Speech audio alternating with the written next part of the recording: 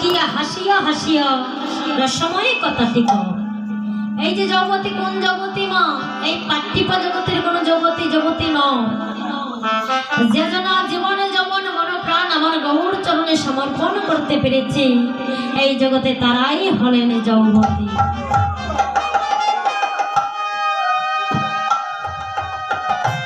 আজ গৌর বাবিনী কেঁদে কেঁদে বলি যে নাগরী রে নাগরী, আমি আমার গৌর হরিকে দর্শন করা মাত্র নাগরী, আমার মানে কোন মানে ভিটা মাটি যাহা ছিল আমি সব কিছু তাহার চরণে অর্পণ করেছি।